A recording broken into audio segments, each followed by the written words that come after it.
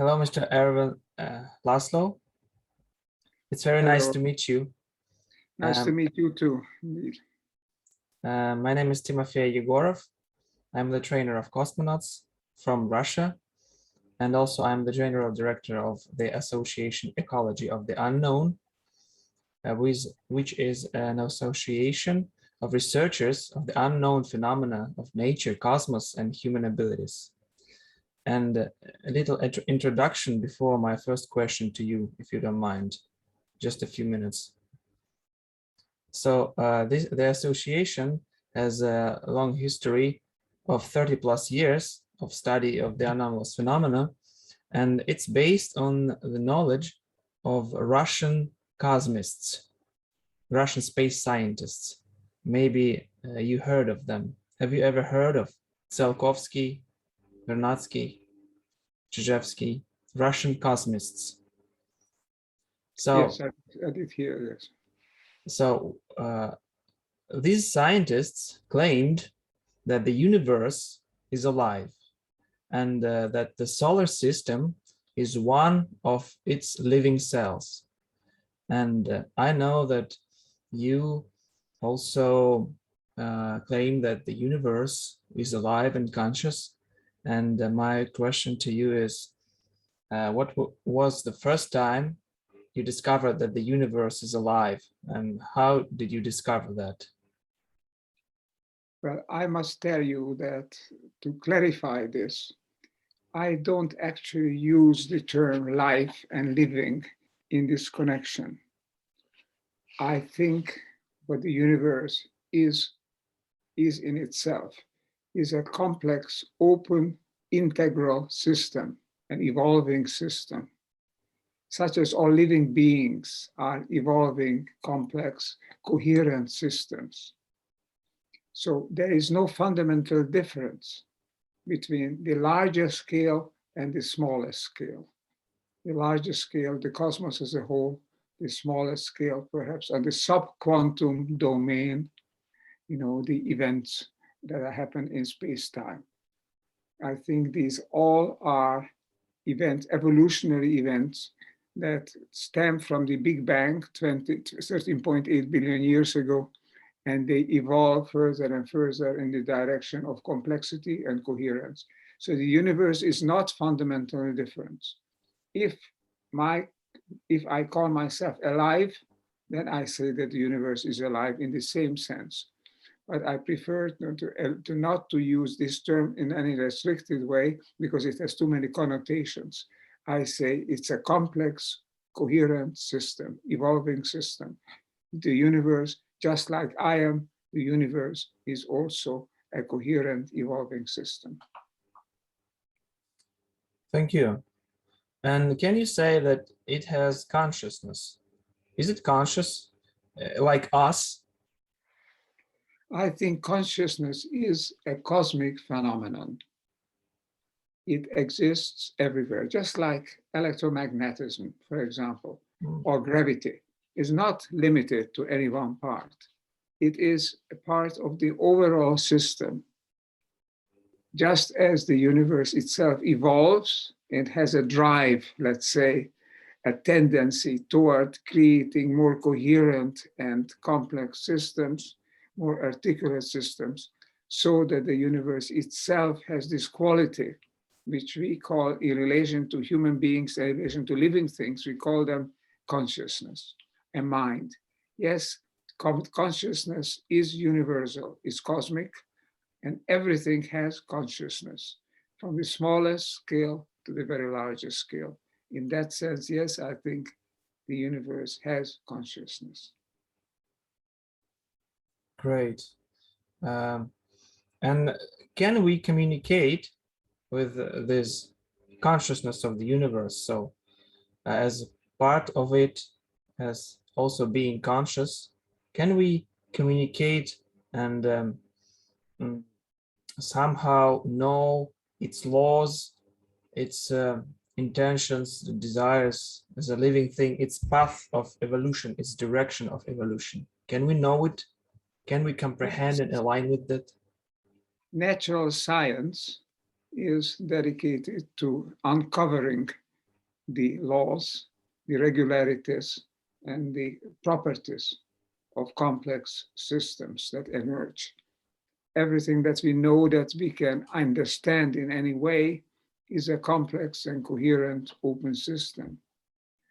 We can communicate with these systems insofar as we enter on the same wavelengths as they operate. Now, I don't think we can directly enter, but you and your cosmonauts and your colleagues and your institute will investigate this, as you, I'm sure. I think we can communicate beyond the immediate biological level of living things. We can communicate below it and above it by entering into a non-ordinary state of consciousness. Then the breadth, the width of our communication is larger than it would be otherwise. I don't know how it is, what kind of consciousness we can say that the universe as a whole has. But and what wavelengths, we know the wavelengths roughly in which there is the 0 point field, the bottom, the universal quantum field, the lowest level of energy level field, a 0 point field, and or a Akashic field. We know that the frequencies are extremely low at that point. I think we don't communicate with them as a being, we communicate with them as a part of the overall field. The universal field is a whole field and everything is present in that field. And therefore, when you communicate with the field, we can attain any of part of it. But we have to attend to go to the corresponding frequency. Just like you and I can talk to each other, if we are now through Zoom or some other means, we enter in communication because we are on to the same frequencies, and we can then pick up that information. We can connect to it. So it's a question of entering the right frequencies, which is very different from a very limited frequency, which we use in our everyday life. So obviously, because this system, the universe, is much bigger than the human. So well, already the ecology, the web of life on Earth is already a larger system. So all of Earth, the solar system, as I'm sure you would agree, is itself a living system, a coherent, evolving system. We are embedded in larger, sequentially larger systems. And the very largest system is the universe, which I think is also an unbounded system, a finite, but not a finite system, an infinite but unbounded but finite system, I would say, yes, unbounded but finite. It was born 13 billion 8 years ago, and it's evolving probably for many billions years more. That is the universe, and we can communicate with that as a whole by being a part of it and entering into that frequency. thank you. Professor Laszlo, don't you think that humanity, as it is now, is in a somewhat conflict with the universe, or maybe with the planet, as we see humans polluting oceans, disturbing the environment, waging wars with each other? Does all this interfere with the course of evolution of the planet Earth, of the solar system, of the universe itself? Is there a certain maybe direction of evolution that we should follow to live in harmony with the world, with ourselves, with the planet? Can you? That is precisely the point. In my last few books, actually, this is what the topic that I'm addressing. Over a year ago, March, almost a year and a quarter ago, I published a book, Reconnecting to the Source. And since then, I published several books. The latest one called Upshift, Meeting the Challenge, which will be published next week, actually. But I published already 4 other books in between. This is the topic of how can we reconnect to that rhythm, to that equilibrium, to that pattern of evolution of which we are a part. But we have become a very unnatural part of it. We have left the contact. We are no longer coherent as a humanity, as an individual human being. When we are healthy, yes, then we are coherent. But as a species, we are not coherent with the ecology of the world, of the living systems, of the web of life, of the planet itself. We are no longer coherent with it. And we have moved increasingly toward the artificial levels and creating more and more noise, as would say, in the system. We are creating more and more disturbance. So the big task before us is to reconnect to the natural pattern of change, of evolution, of communication, where we can be in touch with each other through cosmic consciousness, through the consciousness that is there in the universe. But that is a big challenge before us, because as it is, we are destroying the integrity of that system around us, of which we are a part. And we are acting much like a cancer which also kills the host eventually. If we continue like this, we would destroy the integrity, the evolutionary dynamic of the systems around us. Extinctions, or climate change, all the various problems that we have in maintaining the equilibrium of nature around us. We are disturbing it, and we must not continue in that way. The big challenge is to find the pattern, which is the pattern of life, of evolution, the pattern of growth and development, without the destruction as a secondary effect. By one-sided development, one-sided growth creates disturbance, creates destruction. We need to look at the whole system. I always say that new holism is what we need. We need to look at the whole system of which we are a part. We are a part, the immediate part of the web of life, the biosphere in this world, on this planet. Of course, we are also part of the cosmos, but an immediate larger system of which we need to become a constructive part is the biosphere. So that is the challenge before us. Otherwise, we are becoming a cancer. But we need to become a constructive, positive element, creating further development, evolution on this planet instead of destroying it. That's fantastic, because we just came to the conclusion precisely of that, what you have just said, that that humanity has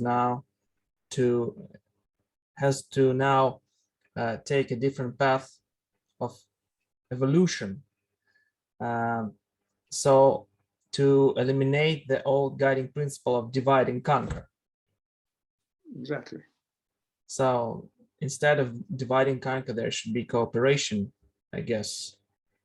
Cooperation and the next question is, I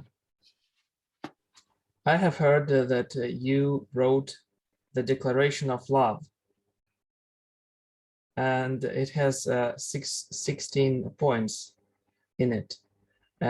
Is it the way that you propose to come out of this evolutionary dead end humanity is currently in?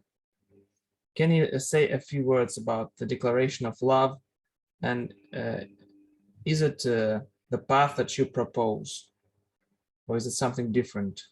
Love is many things, but true love is unconditional love.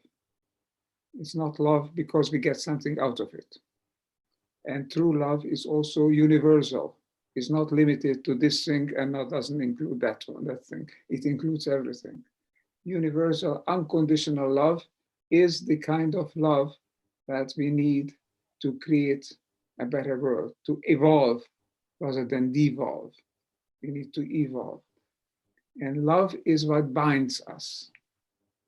Love is what is the subjective sentiment, is what we feel. when we are in a positive communication, in contact, mutually enhancing contact with others, when we are coherent with each other. And so this binding, this force that binds us together, it has become conscious, has to become conscious. It is there potentially, because it's there in every cell of our body. Every cell, when it's healthy, it cooperates with all the other cells. The entire organism of a living system, of a biological system, all the other coherent systems as well, but particularly when talking about the biological living system right now, we know that for it to be healthy, to flourish, it needs to have all its elements working together. And we need to learn that the living system of the biosphere as a whole organism has to have all its elements working together. Humanity has to be a positive element, but can only be a positive element if it's coherent in itself. In itself means all its elements cooperating. That is the norm, that is the health. In pre-human conditions on this earth, pre-evolutionary conditions, I mean, before human beings came on the scene, at least as a conscious, as a highly manipulating technological species, everything was coherent. The coherence was unbroken. Nature is coherent. When any part of it is not coherent, it dies away, it becomes extinct. But the human beings can become not coherent because we have technology and we disregard our nature, and we use our technology to correct ourselves for allowing ourselves to be incoherent. We must stop that. We must use our technology to become coherent again. So love is the sense of coherence, I would say that, as a universal expression, the expression of what we are, how we can evolve on this world, is through the sense that we love all things around us. That's because we are part of it. Just as we love ourselves when we are healthy, we love each other and we love the whole web of life, which is a whole evolving system in itself. Thank you, Ervin. And on one of your presentations, it was TED Talks. You were presenting this declaration of love, and as a final word, I heard you dedicated this declaration to all the women of the earth. Why would you do this? Why did you dedicate it to the women of the earth? Where women are the great underused resource of humanity. Women would have the tremendous capacity precisely for feeling, having the sensation of love. A greater capacity for this than man. And so if we want to become healthy again as a species, we have to draw on the feminine principle. That's why I say not just women as a biological part of a biological species, but women as being the champions and the developers of a principle of family, of belonging, of cooperation. These are all feminine qualities, much more so than male qualities. Male qualities are often conquering and subduing and using one's own interest without regard to others. These are typically male elements, you know, as they conquer the West, conquer another continent, or even conquering space as opposed to living space and cooperating just to conquering it, you know. These are typically male masculine values and masculine factors and properties. We have to return to the feminine properties, to the feminine values, the feminine instincts, intuitions. Because the next step is not conquering. The next step is to learn to live with, to cooperate, to work together, to become more than we are individually together. And for that, we need to become more, use more of the feminine principles than we have used before. That's such great words. I'm so agree with that. And to say more, we have developed in our institute the conception of the living universe. And one of the laws which we stated there is the law of harmony and beauty. And it says about love and the feminine and the masculine principle being in harmony with each other. And all the harmony stems from this harmony between the great feminine and the great masculine, which is love. And it manifests in all its forms and ways through human emotions and through peace and cooperation. I think this is something fundamental, and that's why, because there are men and women on the earth. It has its reason. We join together, even in ordinary physical love, we join together and become together something larger than we are separate. And that's also the true for all people. When they join together, then we become something larger together. And this is, we need to join together again to that larger, as you call it, a living cosmos. I call it the coherent, evolving cosmos. We have to become part of it again. And love is a very good way of doing that, of feeling the pull and the attraction of becoming a coherent, mutually reciprocating, and mutually constructive part of a larger system. That is the sort of the true essence of love. Absolutely. And how do you think, do we have to teach this from the childhood, from maybe in schools, in all the institutions, instead of just teaching only science and equations and history? Maybe we have to teach this ethics, morality, how to love, how to care about each other. Shall it be introduced in schools? So what is your take on that? Is it there in schools today or not? The first thing that we need to do is to stop teaching the wrong things. In a way, we have to unteach the standard curriculum, which is segmented, which is very much fragmented, only one thing at a time, and only looking for how we can promote and champion only one thing, whether it's in politics particularly, but already in the economy, in society, always the individual is become separated from the rest. And the child has a natural instinct for belonging, for wholeness. The child belongs first of all to the mother, and then to the nuclear family, and then to the immediate kinship group, and then the social and cultural group around the child. It's a natural instinct to join, to be a part of it. A child lives on coherence, seeks coherence. The state of mind, the state of consciousness of children is instinctively an altered state. It's different from the grown-up state. You know, the frequency levels are also very different, are much deeper frequencies in a smaller child, on the alpha level, or theta level, and so on, and not on the ordinary delta. So I think we have to allow children to develop their natural instinct for belonging, for becoming one with one another, and through love, not a divisive love, not I love this against the other one. I love this and that and all things together because I am part of them. Yes, a child has this natural instinct for it.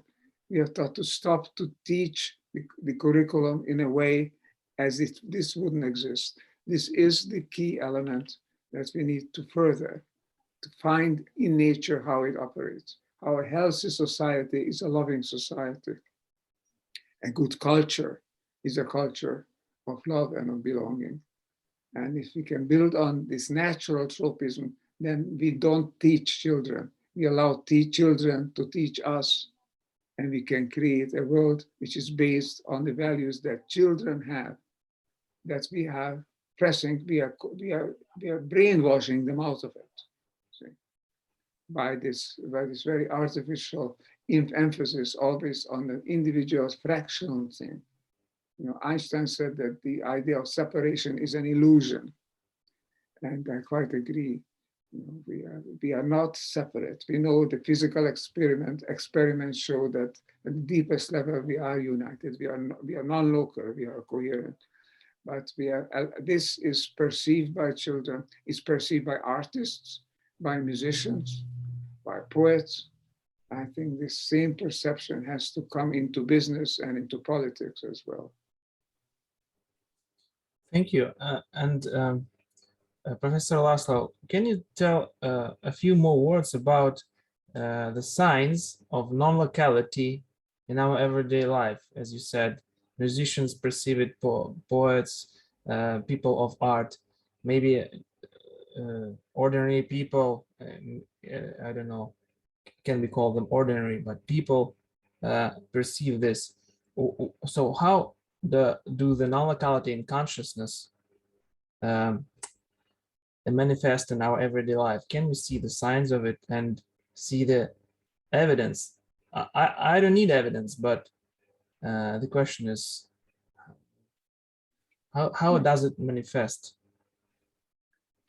I think when we are healthy in mind, and also obviously as much as possible healthy in body, then we know that things work, things flow, things are almost seem to move by themselves. We are more perceptive. We are intuitive. We have a deeper consciousness that we can tap into each other's consciousness. We recognize them, not consciously, because that comes much later only. When it comes to scientific experiments, to know that this is true in fact, through experiments, in nature, in the physical world. But the intuitive sense of being connected, I think it's very strong. It's there. I feel it, for example, when I play music. I feel it when I write, when I talk, when I have an inspiring conversation. And I think it's our conversation like that. Then I feel that things are coming forth, things are happening. And I can feel a stronger sense of other people around me also. I think great artists are operating non-locally. I think sensitive individuals, everyday ordinary people, can operate non-locally when they are healthy, when they are not artificially derooted to only to look at one thing and to be fractionated and put themselves against this divisiveness of me or you, you know, is what is we have got to overcome. And this sense of oneness is possible for all of us. And it's happening in great art, it's happening in great music, but it's happening in everyday life when we are truly can allow this quantum force. I would say when we know and allow ourselves to love and this world around us, then I think non-locality is happening, because then we are no longer separate, then we have a oneness, a unity that is coming to the fore. Thank you. And did you become a piano player before you actually learned that the universe is living its evolving system? And I'm sure you became the pianist in your childhood, but later you experienced these signs of non-locality in music when you played. Did you? Can you say a few words about it more? Why do you play music and how do you feel it? Where does it come from? Well, the experience of music is like the experience of poetry, of literature. of art, of visual art, of dance. All of it is an experience of oneness. It's a fantastic experience. And I've encountered it because I come from a family where music was very important. My mother was a pianist. My uncle was an amateur violinist, but very strongly committed to it. And all through my childhood, I was exposed to music. And when my mother started teaching me the piano at the age of 5, then it was discovered that I have a talent for it, and I could feel, sense the music. I didn't have to be told somehow what it means and how to do it. It came naturally. And that's because as a child, I did not oppose this. I did not work against it, allowed this sensation, this sense of how that music really should be played, what it really means to come spontaneous, it comes naturally. And therefore, this was, in my family, this was valued. So I was lucky that as a child, I was given care and attention and developed this talent for music. And then I looked for the same experience later on in life. For my everyday life, I looked for it in science when I started asking questions about who am I and what is the world like. Then I looked for the same experience of spontaneous, growing together, coherence, oneness. And that is therefore is the primary experience. Everything else comes after that. That is the first sense that we are part of something larger than ourselves. That is the religious experience, that is also the spiritual experience, and that is the aesthetic experience. That is the best expression we can have of being healthy in mind and healthy in body, is to feel ourselves becoming a part of this larger coherent system. And music expresses that. Music gives you this extra feeling of that, of being part of something larger around you. And that's the experience that I've had as a child, way, way before I knew anything about ideas of consciousness and perception, locality or non-locality. I'd never heard of these things as a child, of course, but the experience was there, and the experience is a great value in itself. And my family valued it, and to me, it was a great thing, and I just spontaneously pursued a career in music. Thank you. And do you believe that, as they say, there is the music of the heavenly spheres or celestial music, because of the fact that everything has its vibration, has its frequency, and all this that is happening at the same time creates an orchestra, a universal orchestra, the music of the heavenly spheres. Do you believe that there is such thing out there? Music of the universe, music or melody of the planet, or music of nature. And when we play music, we perceive it and play with our hands or whatever.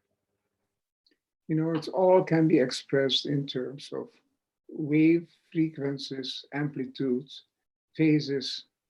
When waves are operating in the same phase and having compatible amplitudes, and then I think there is something happening which is spontaneous, spontaneously, like something is being created. And we can sense this, we can perceive this, we can feel this when we are attuned to it, when we also operate on those frequencies. I think the world around us is a kind of a symphony that's unfolding. We know that we only see a very small part of the electromagnetic spectrum, that's light. We only hear a very small part of the auditory spectrum, the waves of the air which carry sound. So sound and vision and all the other perceptual percepta or perceptual elements, these are all very small elements, very much part of the total thing.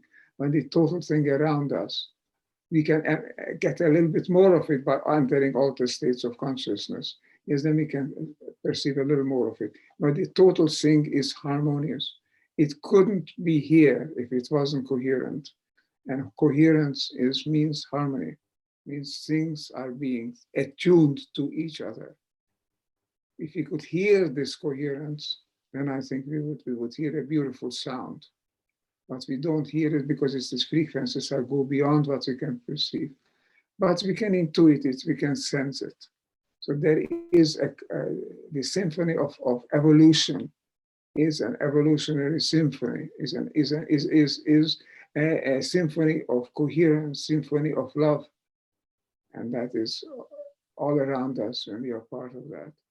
We don't perceive it as such, but we can perceive it spontaneously, and we can also perceive it intellectually when we come across these ideas that you are in your university and institute looking for it. Science is looking for it. I think artists do it intuitively, but the great prophets always were caught into, were bound into this coherence. And this coherence is, whether we perceive it or not, it's there. And we can be attuned to it intuitively. Thank you. And maybe humanity should tune to this coherence to evolve on, to change. I guess, yes. And Ervin, how do you think what the new scientific paradigm should be? So instead of, if I understand correctly, we take something, we research it, then we get some scientific degree, then we, it's like a divide and conquer. I'm studying this, he studies that, and in the end, where are we now? So what the new scientific paradigm should be for humanity to change and get into this coherence and harmony with each other and with the nature, to not consume it, to not disturb it and destroy the biosphere, and etc.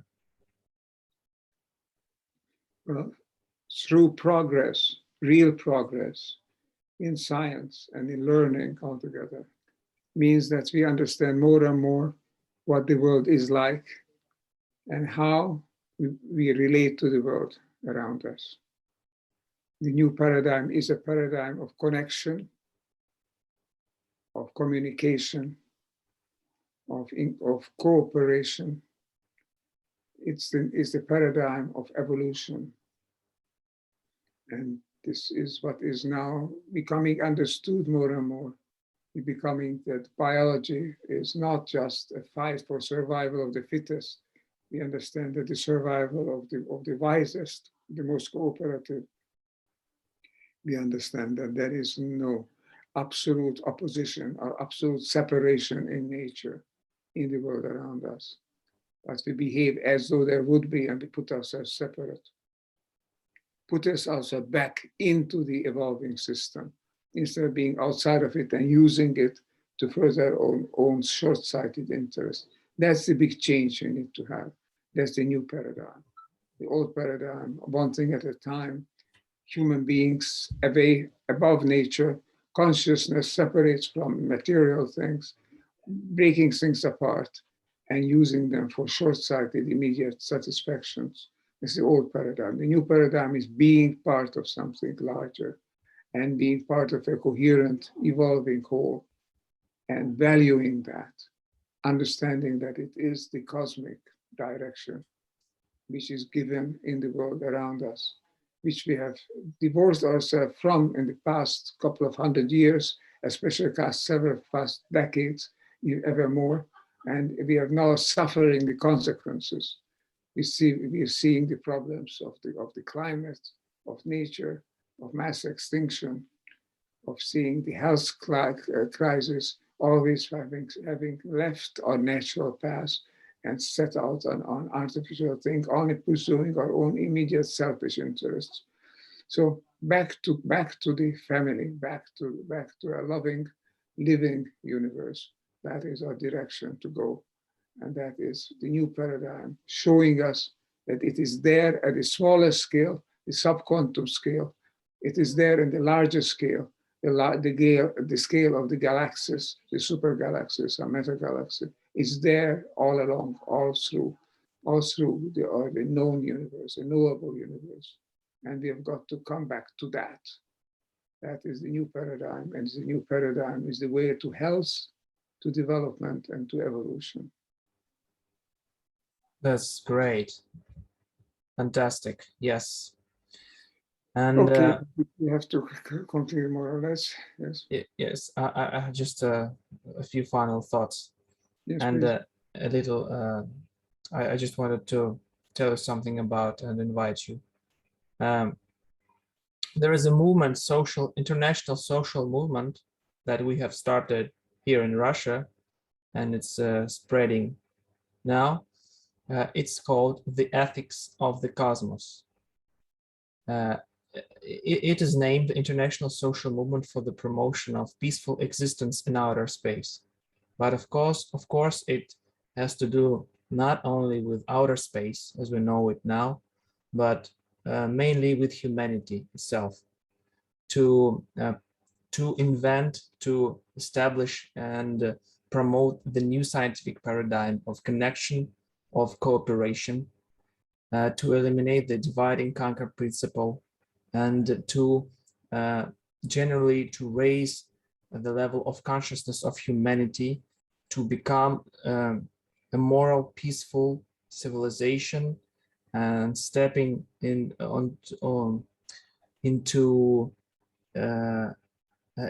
its bright future, where it lives peacefully and everybody cooperates with each other and have this new scientific paradigm manifested for the benefit of humanity and the earth and the entire cosmos. And we have this social movement, the ethics of the cosmos. And of course, I am taking my chance now to invite you to take part in this. Maybe I invite you to become an honorable member of it, if you will, because what you say and what you write in your books and what you say in your presentations is so in resonance with what we promote, and is so in coherence. And if you're interested in more details, I can send you the declaration of this movement and the preamble, which explains in detail why we established it, what is the goal and the objectives of it. And maybe you can take your time to study it. It's 2 pages and 2 pages more. So, and take a decision if you want to become a part of it. So this is my invitation to you. If you're interested, I will send you the documents. Well, Timofey, I mean, sounds perfect. Sounds like the kind of thing that I wish would happen in the world. It's happening, starting to happen in the region of outer space, which is a very privileged region because it's not yet, hopefully, brainwashed into the kind of old paradigm thinking below it, because in outer space, you can see the planet as a whole system. Yes, it's called the overview effect. And all astronauts and cosmonauts talk about this. And I personally heard them saying that in the interviews, and that they say that from space, when you see our planet, you understand with all your entire being that we are one, and we all live on this planet, which is in front of your eyes, and that there can be no wars, no hostility among each other. So we have to care about each other and care about the planet, because the atmosphere is so thin. It looks so thin from outer space. It's not what we used to here on the ground. So that's you just got it very right. Yes. Well, these are very noble aims and a very positive development. I think we have the astronauts, the cosmonauts have to lead the way because they have the immediate experience of our belonging to the planet Earth, to a living system. We understand also that their system is part of the galaxy, is part of the cosmos as a whole. And if this movement starts in outer space, I think it can show us the way, which way the poor people who are stuck to the ground, so to speak, of the earth, we still have to rise up with our mind to understand, to comprehend that we are not a separate, unique thing here. We are unique, as individual is unique, but we also have common elements, and the commonness, the shared mentality, is not only shared humanity, is the shared element of being part of a living cosmos. That is our share. And if we can understand this by coming to the testimony of people who have been in outer space, who have seen the earth like this, who have felt this, I think this will be a powerful movement to carry on, to carry forward to the people on earth.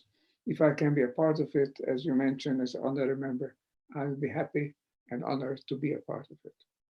Great, thank you so much. And one more closing thought from me and one more from you. This movement is called for peaceful exploration of outer space because one of its objectives is the promotion of the signing of the Treaty on the Prevention of the Placement of Weapons in Outer Space. It's a legally binding document. When signed by all countries of the world, would ban all space-based weapons. Because now I heard talks about some of space powers wanting to put weapons in space to dominate space and probably dominate Earth from space. That's not the case of humanity coming together and cooperating. With some manifestation of divide and conquer principle. So this movement is also one of its objectives is the promotion of this treaty. And Ervin, thank you so much for this conversation. And I wanted to give you just one more, a few minutes, maybe some final thoughts or words of wisdom to the listeners or just people of the world or of the earth from you, the scientist and the musician. We talked about love, we talked about coherence, about belonging. I think we have to also add to that the concept of peace. Peace not just as an absence of war, but peace as a basic condition of our being. We are only healthy when we are at peace with each other. We are only at peace with each other when we are in peace with ourselves. So peace on earth is an absolute precondition of life on earth, of life of this part in the universe, which is surely a treasure, surely an important element of development of the cosmos, having this level of life devolving on this blue-green, very fertile and precious planet that we are already now damaging in an unforgivable way, that we have to remedy to come back again. So peace without weapons, yes. I'm in favor of eliminating all weapons of all kinds, mass weapons, but also local weapons. Everything that is created to kill, to damage, has to be outlawed, has to be eliminated, because it does more harm than good. You don't achieve your aims by force, by doing something artificially, carrying force, your own will, imposing it, dominating others. Peace and development come only by harmonious coexistence. And that has to happen without weapons. We have to live by understanding, by comprehension, and by love for each other and for the cosmos. You can understand that more than anybody else, those of you who have traveled on outer space. That knowledge has to come to everybody so that we can have peace on earth, not as an absence of domination, but as a precondition of life itself. Great. Thank you, Ervin Laszlo. It was a pleasure to talk with you, and thank you for your time. And I hope we will be in touch, and I will send you the documents and the invitation once again. Thank you Yes. very much. I look forward to receiving and to joining in what way I can.